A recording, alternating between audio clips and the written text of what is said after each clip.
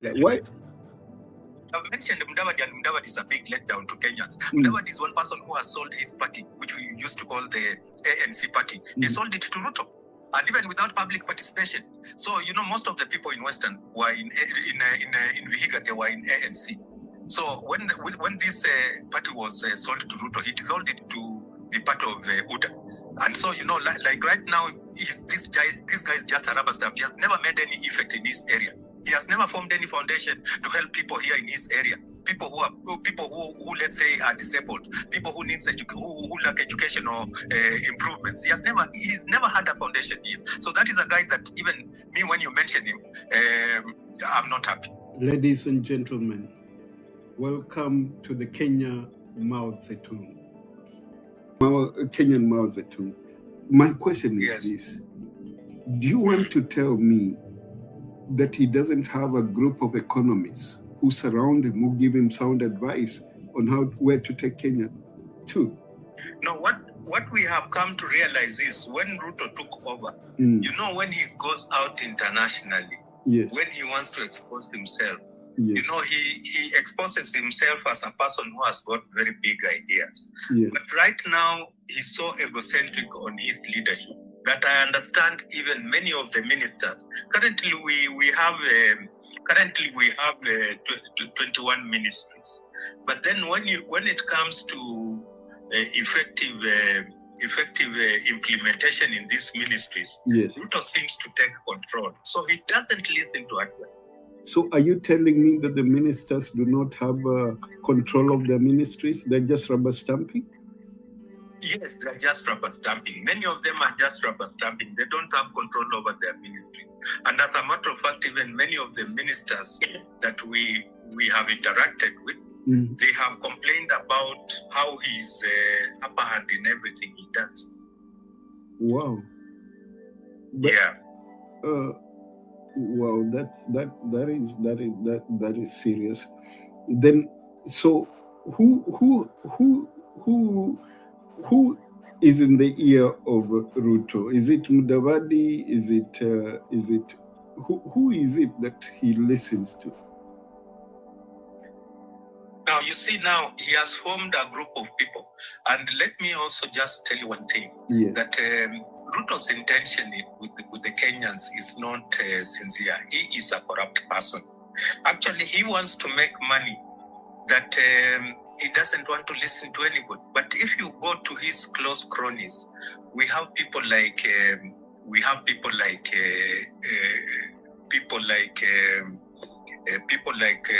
Farouk Kibet, who is the chief of staff. We also have people like Murkomen, the interior minister.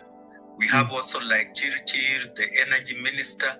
So these are the people who are even his clansmen and tribesmen that he has appointed and who he listens to. He never listens. Mudavadi is in that department as just a rubber stamp and just to make sure that his position in government looks.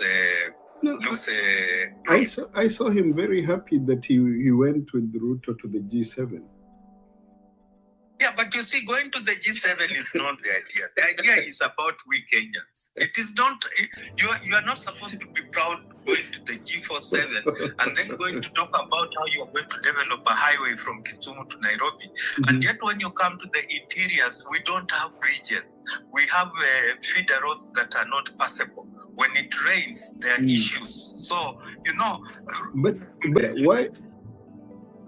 I've mentioned Mudavadi, and Mudavadi is a big letdown to Kenyans. Mudavadi is one person who has sold his party, which we used to call the ANC party. He sold it to Ruto, and even without public participation. So, most of the people in Western were in Vihiga, they were in ANC.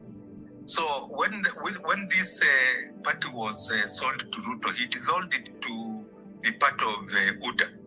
And so, like right now, this guy is just a rubber stamp. He has never made any effect in his area. He has never formed any foundation to help people here in his area. People who let's say are disabled, people who who lack educational improvements. He's never had a foundation here. So that is a guy that even me, when you mention him, I'm not happy. Okay, that I hear you. Now, but my question would be, why would the president come and help resolve a feeder road when there is devolution? The idea is, the idea is, you see, you are coming.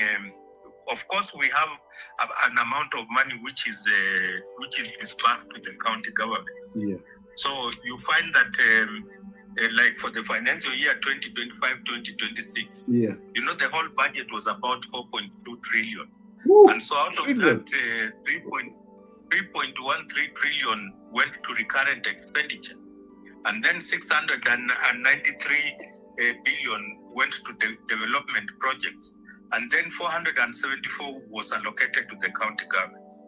So within these county governments, we also have roads that are undertaken by the national government under Kera and Kura. Okay. So these roads are not yet developed.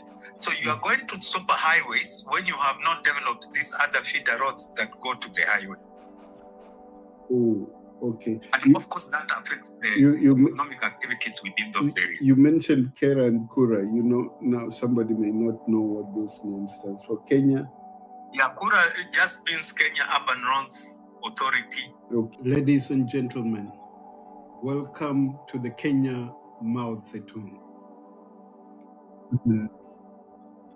And also because of my academic background, so I was able to grasp the needs of the students, and that is why they were able to elect me as their representative to the administration. Okay, so what one thing would you remember during your tenure that was memorable? Yeah, it's I prevented a strike. Oh. And then I also a strike in the school, and I was also able to. Mm-hmm. I was also able to represent their interests when we went to the international conference on student leadership, and which was held in Nakuru. Okay. Good. Yeah. Good. Okay, so in Kenyan politics now, what grants you the basis now for you to be able to call yourself an analyst? Yeah, it's because the way I've been able to follow up the political, both the political setup in our country. Yeah. And then the way I've been able to follow up issues which are related to the economy, which are related to the political climate, and the way I've been able to analyze and relate it to the economy and the needs of the people. So I am able to analyze. So what makes you gravitate towards economy? Did you study economics? Yes, I studied in my university. I studied economics and public administration. Oh. And I studied economics and public administration. Mm. And I had the honors in statistics. Oh, very good, very good. So have you worked for the government or the municipals? Yes, Yes, I worked with the government. What memorable thing do you remember during your tenure? I remember very well during my tenure the way I was able to represent the students on their interests, and the administration was able to hear me, able to transit to the new political setup in the country when there was devolution. Mm-hmm. And then I was able also to work for the devolved government as a transport and logistics officer, as well as an administrator for my department. Oh, so you understand all these things to do with governance, devolution, and so on. Yes. Do you think, just off the ball, do you think devolution is working in Kenya? Yeah, it's partly working. It's partly working. It's partly working and not fully working, because if you look at the issues which devolution was supposed to be an idea where services were to get closer to the people. Yes. So that is right from the national government to the county levels. Yes. And so they gave the mandate to the governors to make sure that these services are are realized within the county governments. Yes. So some of the issues have been realized and some have not, especially on the use of the effective use of the budget for these counties. Yes. Okay. Yeah, there is a bit of corruption in between, and so that is why you find if there are projects like the roads projects, like the water projects, like any other projects which are major, they are not able to be fully completed as envisioned in the budget. Okay, great. So let's come to the hot issue, the hot thing on the table right now. Sifuna Ruto, ODM. Tell me, what is it that you had planned to share with us today? Now, you see, currently you realize that the president of the country ascended to power using what we call this United Democratic Alliance Party, which we call UDA. Yes.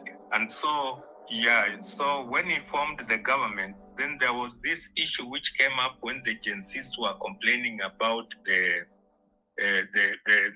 budget, the finance budget for the year 2024-2025. So there was that issue which came up when the budget was read. So there were complaints about it. But then what I can say is there was a revolution by the Gen Zs, which was intended to actually remove Ruto from power. But then he had to make a compromise with the late Raila Odinga and his ODM party, because he feared that Raila would use his party to ouster him. So that is why he had to incorporate him, and then eventually they formed this broad-based government. But let me take you back. If it was Gen Zs, then why did the Gen Zs relent? Why didn't they succeed? Yeah, it's because the Gen Zs did not succeed because Raila had to interfere. You see, that is why, right? When there was that revolution, Raila had to come in to help Ruto. And so, the Gen Zs had to listen to Raila more than Ruto. Okay, so they listened to Raila. Okay. Yeah, they listened to Raila. So, who are the Gen Zs listening to now? You see, right now, what happened was, after that compromise, then the broad-based government was formed, where Ruto had to appoint some ministers from the ODM area party. And then when they formed this party, he promised to look into some of the issues that were controversial in the budget, in the finance bill of 2024-2025. Can you name one issue that he promised to look into? Yeah, it was overtaxation. Overtaxation. So, and then there were complaints that and it was true that there was a lot of taxation, especially on business tax, on pay-as-you-earn. And so, people are complaining that their propensity to save and consume was being affected. So then that is why there was that issue. And that is why there was that issue. So was this issue ever dealt with? Did they reduce the taxes? Yeah, you see, he didn't assent to the bill. So when he didn't assent to the bill because of that revolution. So it never went through. Yeah, it never went through. Okay. Yeah. So it's like the Jay-Z won on overtaxation, but was it ever reinstated again in the new bill?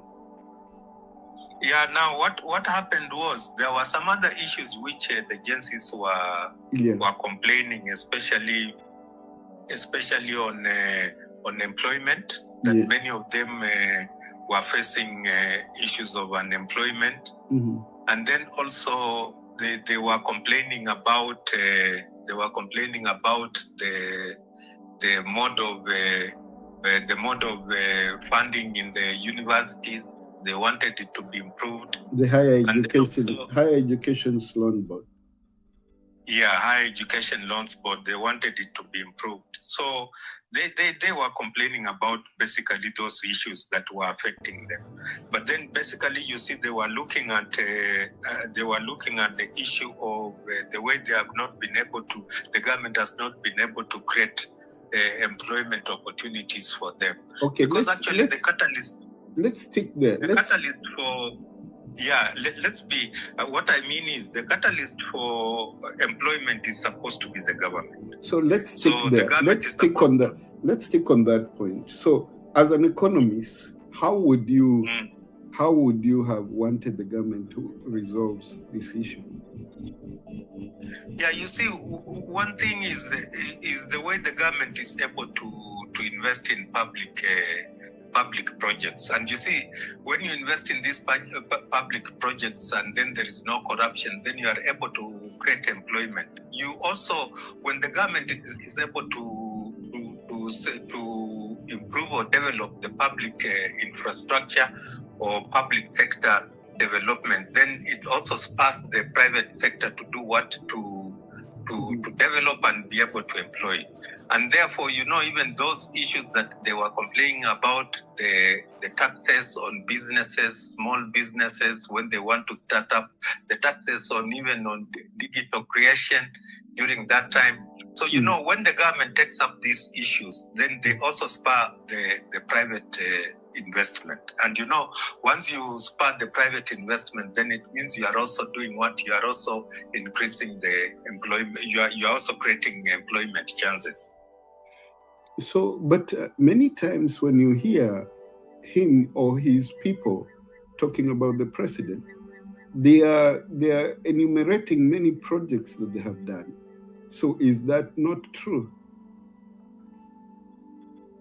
Yeah, you see, we don't, when it comes to whatever the projects the government is doing, it is doing it at the expense of over taxation. Mm-hmm. Now, you look at, for example, there is this issue which has come up about this infrastructure fund.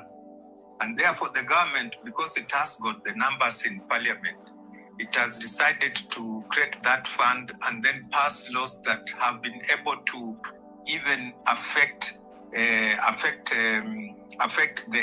public assets, like selling off part of the Safaricom shares to a private company, and then also selling part of the public land in order to raise funds. Sorry, could you just help somebody who is not aware about what's happening with the infrastructure fund? Can you give some just basic info about it, what's happening? Now, you see, recently the president came up with an idea that he wanted Kenya to develop as Singapore. He wants us to move from the third world country to a developed country. So then he decided to indicate that he doesn't want to let us continue borrowing or let us, or the government continues to tax us. So it introduced what we call this infrastructure fund, which in their view was that it raises major funds in order to invest in big projects for the government and even to raise the money without necessarily taxing the people. So that is why you saw it was able to sell even the part of the Safaricom shares to a foreign investor, Vodafone. And then also at the same time, it has also sold the Kenya Pipeline Company. So, like it says this amount is going to the infrastructure fund. But if you look at public participation, people are asking, why is he rushing for that? And then at the same time, why should you sell shares which the government was making interest? Why should you also sell Kenya Pipeline Company and yet it was making profits? So these are some of the issues that are coming up. But let me play an angel's advocate over here. Yes. Kenya's Mao Zedong. If you are looking for employment, and here the government is talking of coming up with an infrastructure fund, which will generate employment, create proper infrastructure, isn't that something you should support? Yeah, but you see, what we really want is, what the government is lacking with there is a very huge gap on the government, what the government is doing and when the public approves it. So, that idea is not bad. But you see, there should be that public participation. And then people also should be able to be involved in how these projects should be effected gradually. So that is what also there is that lack of public participation when the government is undertaking its project. Okay. The idea is the idea is the government when it took over, when it formed this broad-based government, in Parliament, Ruto had to ensure that the UDA MPs and then also the ODM MPs come together. Remember, the ODM MPs were the opposition.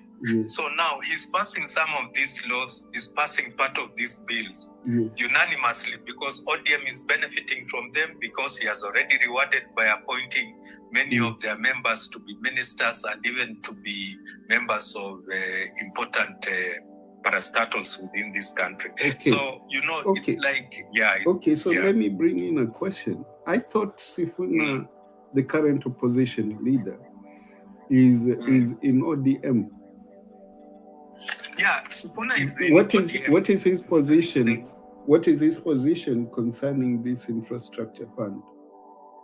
Yeah, he is against it because, when you are developing this infrastructure fund, why people are against it is because, one, you're supposed to involve the public.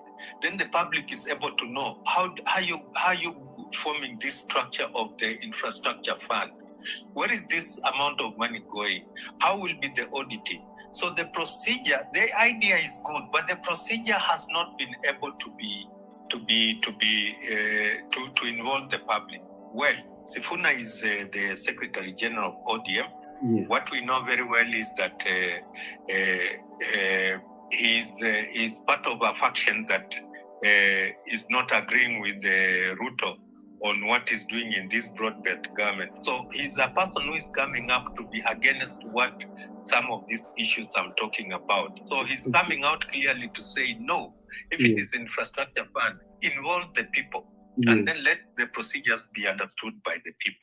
So that is why he has come out openly as a person amongst the faction of ODM who is against Ruto. So, so to go a step further, so what is Ruto standing on as his achievements in order for him to be brought in a second term? Well, if you look at what he's doing, on the ground, many people are not for him because you see, his leadership is based on bribe support.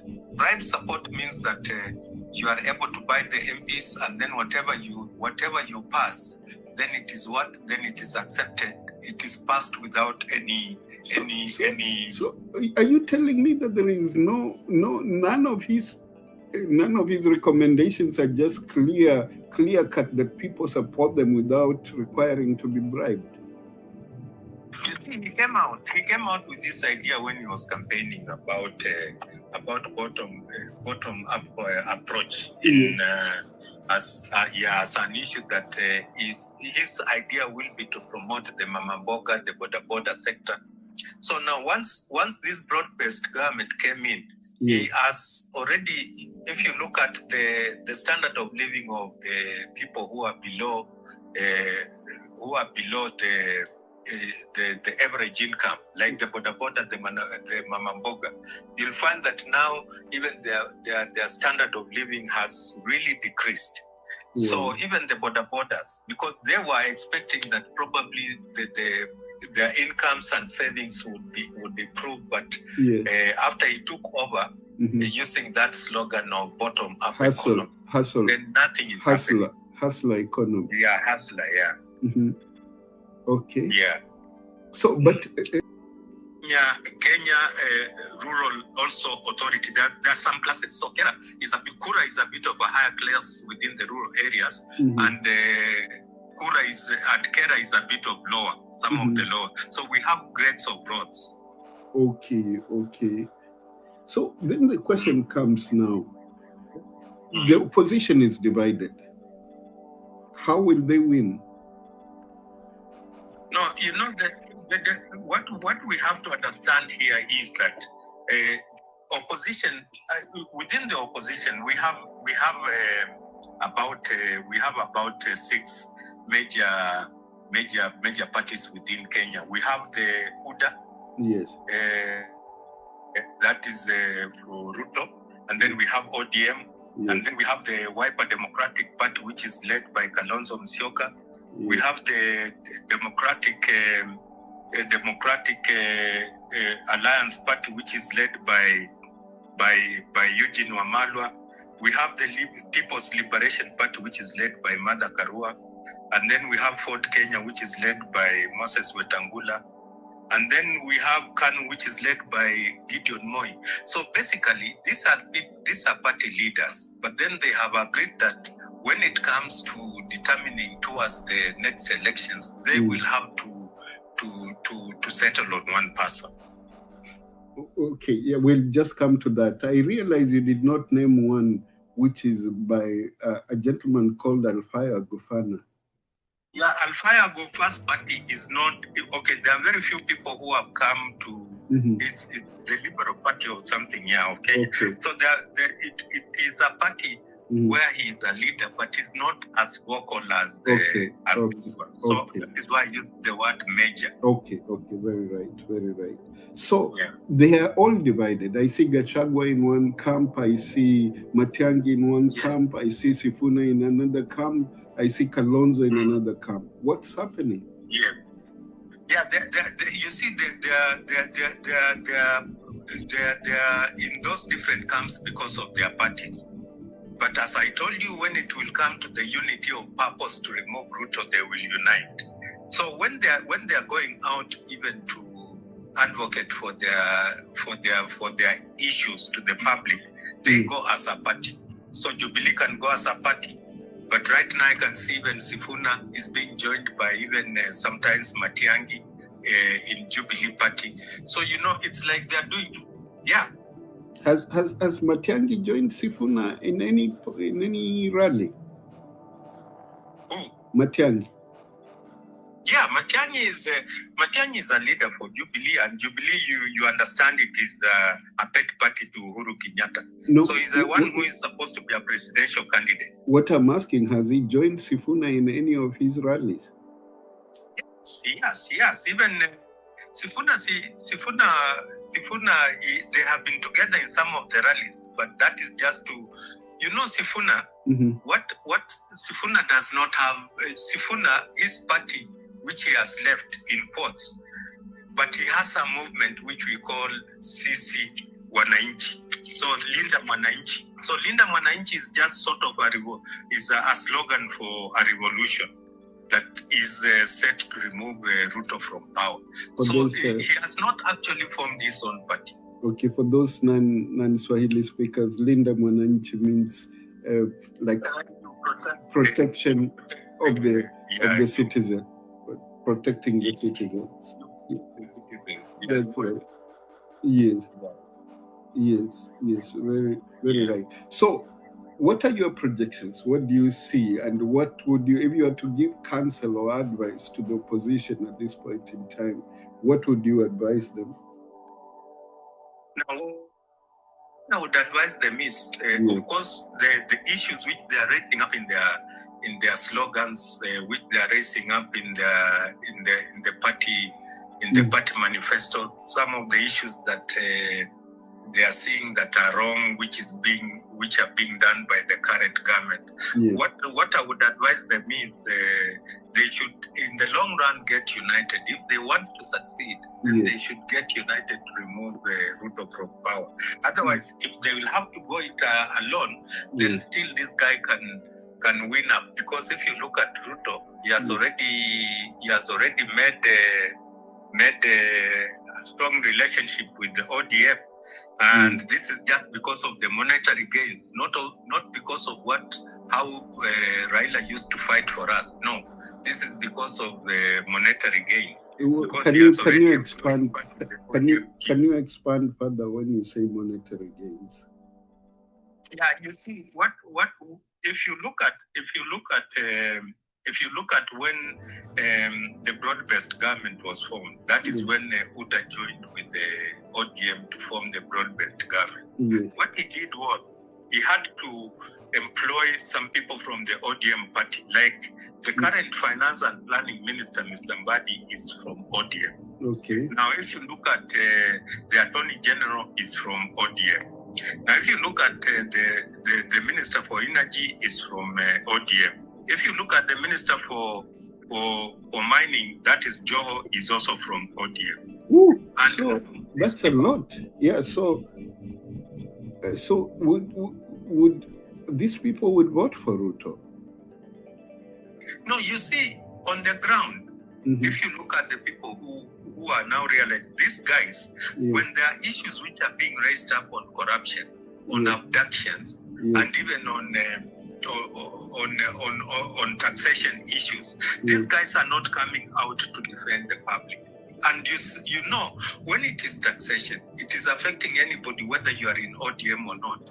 So that is why people are saying these guys just went there to eat their own stomachs. But then they are not. But let me counter that a bit. Kenyan Mao Zedong. A person like Governor 001, Joho of Mombasa, I think he's still loved by people there. Yeah, but you see, he was a governor then. Yeah. But then that time he was in ODM under Raila. Yeah. And that is why people loved him. So you mean he has never come out alone. He has never come out alone on any elective post right now, because people would question what is happening. Why hasn't he been able to protect the ordinary mwananchi on whatever complaints are there, whatever issues are there on taxation, whatever issues are there on unemployment. So he has decided to keep quiet. That is why I said they're eating and they don't want to come out publicly to oppose. Wow. So now, a final word.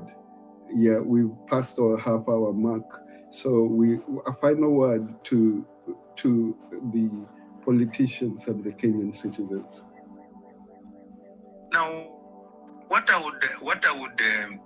would like to advise the Kenyan citizens particularly is they should be able to take their voting cards. And this includes the youth, who form a very great part of the population. What I would advise is they should be able to take voters' cards, and then when it comes to elections, then we should be able to elect leaders that we desire. Okay, a question that I've been having, let me ask it before we close. Do you think that the computers are safe, that our votes will matter? Now, that is a question that people have been able to, because they propose that the IEBC should be able to open their servers to the public just before we start the elections next year, so that we are able to audit the system, the computer system of the IEBC, and so that we are able to determine whether it cannot be interfered with. So that is one of the issues that the opposition leaders are calling for, that the servers for IEBC, just towards the elections, the data should be able to be accessible to the public, and then for audit purposes to ensure that there is no manipulation. Okay. Do you foresee a place where there can be a shadow tallying center where votes from various places are counted concurrently, so that they can counter any other data that is being presented that is not right? Do you foresee such a thing? Yeah, that is what, there is that fear. Yeah. So that is why there is that pull for, there is that push for IBC to be clear and to open its server to the public. Because if that does not happen, then it means they can manipulate some of these results in some regions. A question though, from a budget perspective, has the IBC been funded properly?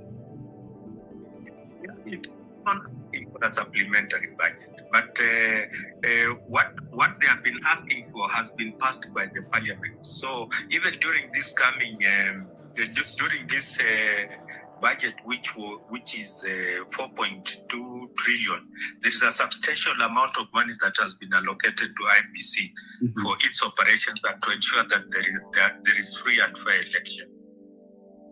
Okay, free. Okay, then forgive my ignorance. The IBC, they are appointed, elected. How do they come to power? Normally there are names which come out. It's a commission. IBC is a commission. Yes. So there are names which are normally suggested by the president.